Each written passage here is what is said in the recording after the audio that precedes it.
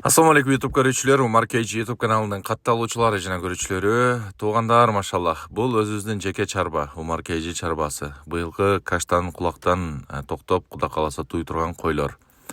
Ал эми сиздерге бул чыгарылышта кайрылуу өзбекстандык туугандардын суранычы боюнча кайрылып жатабыз.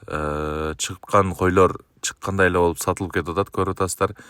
60 баш козу, 98 баш кой, 68 баш кече кой чыкты, чыгып эле сатылып кетти. Өзбекстандык туугандар алып атат экен. Эгерде коюңуздар болсо, сатыла турган нерсеңиздер болсо жөнөтсөңүздөр болот. Эми мындай карап, шартка карап, ошол туугандар кече байланышып, мынанча 100 баш, 200 баш, 300 баш кой керек, таап берчи, 20-30дан болсо да боло берет деп байланышканда сиздерге байланышып атам. Ал эми бул биздин чарба сатылбайт. Жөн гана тамаша иретинде көрүп койсоңуздар болот.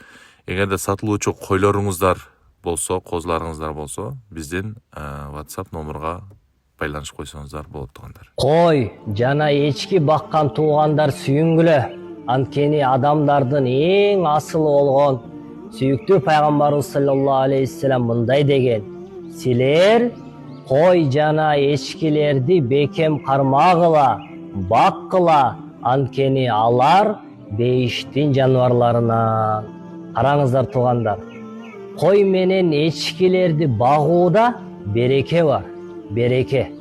Жана дагы бир хадисте келет туугандар: уй, кой, эчки багууда тынчтык жана сымбаттуулук келет деген.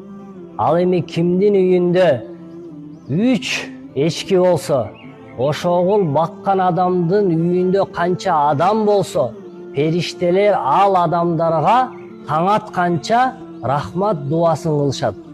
Ал эми периштелердин дуасы Алланын алдында сөзсүз кабыл болот. Караңыздар туугандар, кой, эчки, уй багуунун фазилеттери канчалык, машалла. Аллахым баарыбызга кой, эчкилерди уй бакканга дагы Аллахым мүмкүнчүлүк берсин.